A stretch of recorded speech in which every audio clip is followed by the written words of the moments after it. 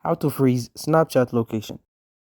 So as you can see, I'm on my Snapchat. What you want to do is come up and press profile avatar in the top left hand corner. From here, you want to come up to the top right hand corner and press onto the gear icon to go into your settings. Now, what you need to do from here is scroll down the page until you get the privacy control section and then press on to see my location. From here, to go ahead and freeze your Snapchat location, what you want to do is turn on ghost mode at the top so you can see when this is enabled your friends can see your location, so it's actually going to freeze your location.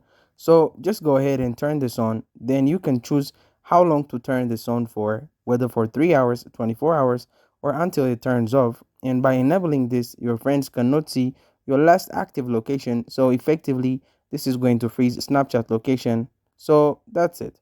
Thank you guys for watching this video. If this video was helpful, don't forget to like and subscribe to my YouTube channel.